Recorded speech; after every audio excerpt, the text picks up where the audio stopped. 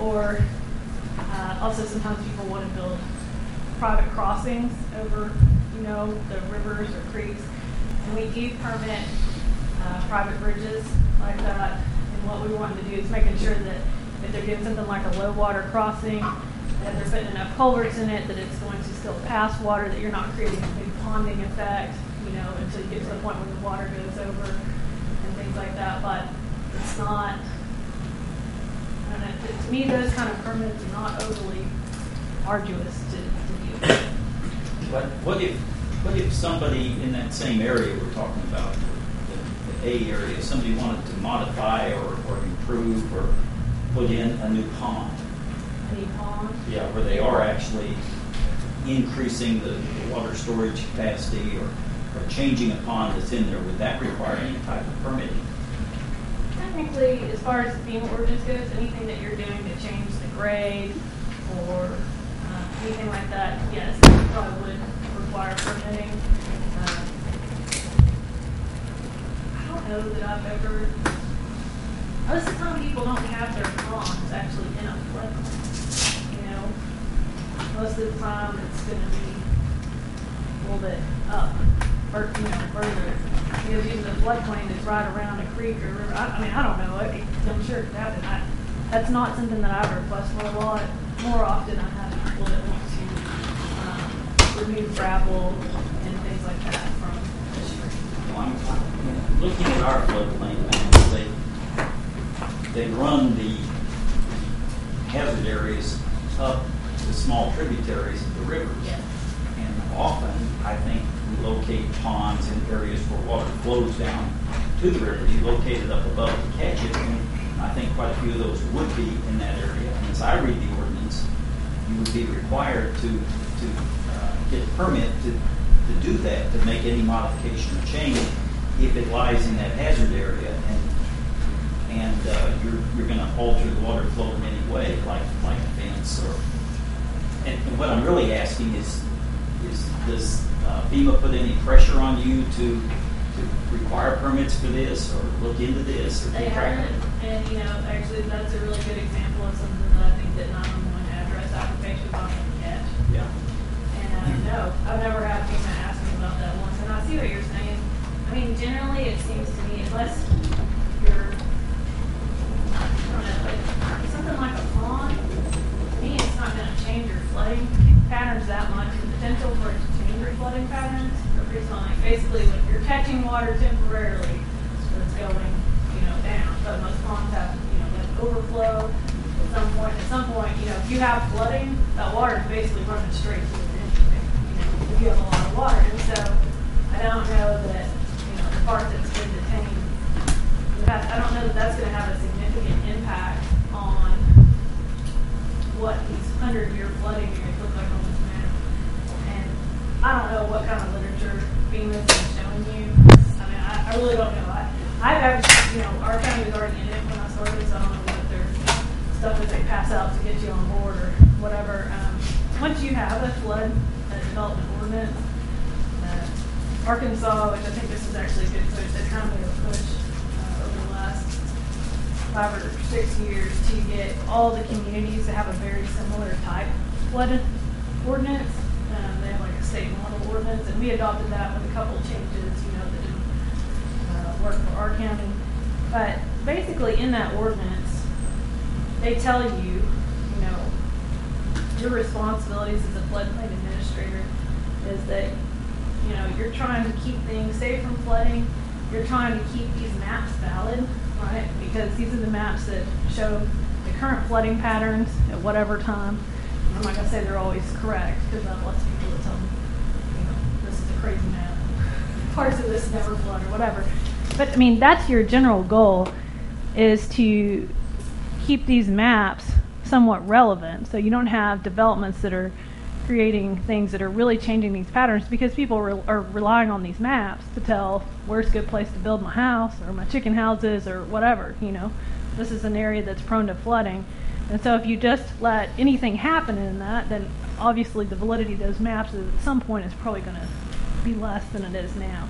So that's one of the main things that I look at, is what protect the validity of these maps, make sure that people aren't doing anything that's going to change the channel of the stream. That could also, change the flooding patterns. And then also, like we said, if it is a structure that we're talking about, you want to reduce the chance that it's going to go downstream, that people are going to have property damage at all, and truthfully, like health safety situations where people have to be evacuated from their homes, they can't get out, they're trapped, which we had some of that this flooding time. And I have to say, whenever we have flooding, within 2008 and this year, I always kind of hold my breath to see what the structures are, what people are having to be evacuated from, and if there are new ones. Because if there are, then I feel like, that's my fault. And I will say I was very happy that of all the structures that we had damage to when we visited and people had trouble with, none of those were permitted after 2006. And that made me feel really good. And I don't know that, it's nothing that anybody's going to get super excited about, but when and I'm sure y'all experienced this too, with the flood insurance program in Vermont, when you walk to those people's homes and see the devastation, even just having 6 inches of water in your house, and it ruins everything. And what those people have to deal with, it makes me feel really good that something we're doing is at least preventing, that from happening from structures built in the last 5 years. So, I don't know. There's plenty of trade-offs, so like anything else. Yes, sir. We've been told that Boone County had the flood insurance program, and apparently they were not administering it properly, and FEMA came down on them, and rather than correct things, they said, well, we'll just get out of the program. Have you had any indication that you're not administering it good enough, or are you getting any pressure from FEMA to do more? Or? No, and like I said, we haven't, and I don't know what, Boone County came across. We haven't had that problem at all. I feel like you said, like you just pointed out, a great area where probably we're not monitoring at all, essentially, for ponds and things that aren't requiring any kind of addresses, unless we just drove by and actually saw it, then we wouldn't know about it. And, I've always explained to the FEMA representatives that they called it community assistance visit. I think literally it's an audit. They just want to see that my experience is they want to see that you're doing something. Like you're making an effort. You said, like, this is what we have in place to do it. We do have permits. We put them in a drawer. The file has a number on them. If you would like to see the 3 ones that we did last year, I'll pull them out and put them in a row for you. That kind of thing. Because these people, they don't know your county. They don't really know what you're up against.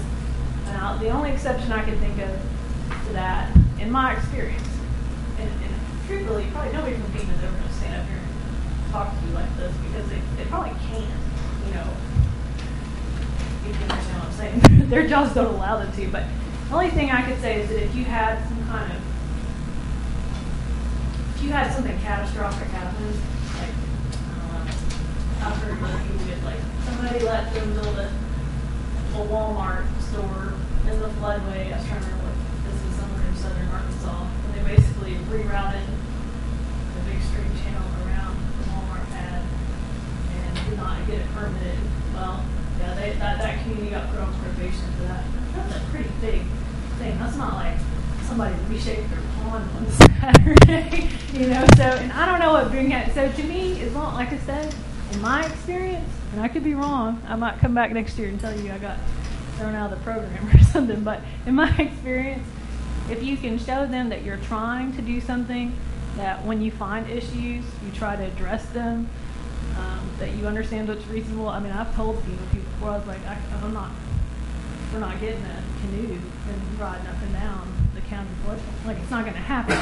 And nobody's ever said, well, that's what you need to do, and you better get out there and do it, or we're putting your community on probation. So that's been my experience, and From what I can tell, that's been most people's experience in other communities that I talk to when we go to the floodplain education seminars. So I can't tell you it's not going to happen. Probably they have the stick to do whatever they want, which is probably what y'all are worried about, and I can completely understand that. But in my experience, that hasn't been how that stick's been used. Quick question on your second page in that floodplain A along Highway 16. Yes, sir. You got a portion of your chicken houses in the floodplain somewhat. Yes, Are they built to a different standard than the others, or how do you do that? On those, actually, I believe that those chicken houses,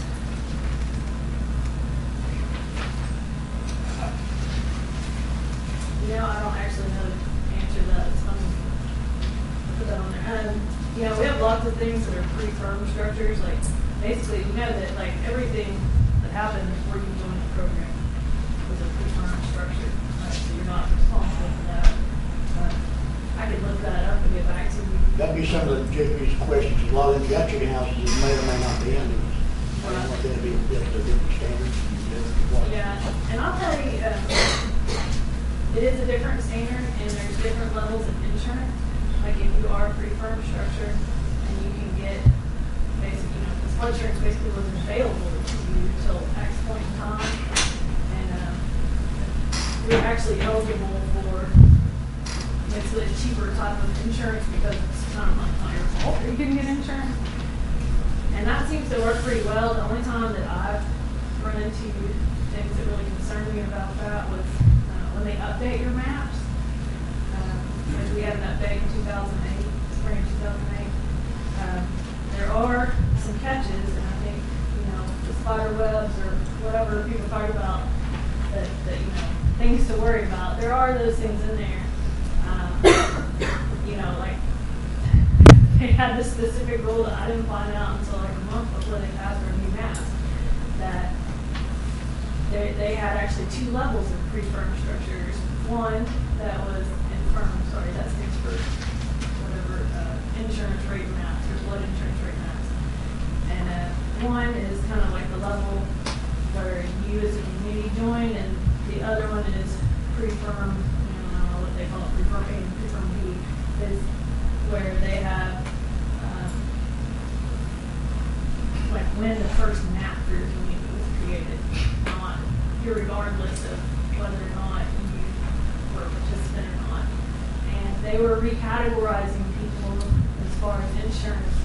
If you didn't have insurance before, you didn't purchase it before the maps changed, and your structure was pre-1991, when they were going to lump you into the insurance category, they weren't telling anybody that.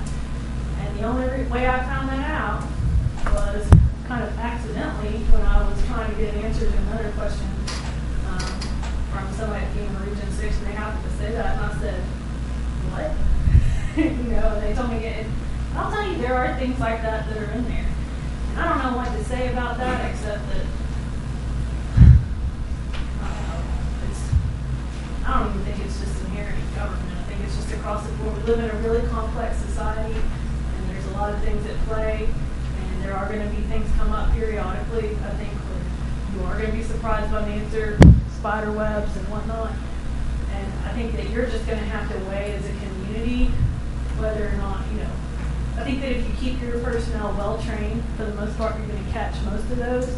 There's still going to be some things that probably get you unaware. Like it did me, and that was okay because actually we were able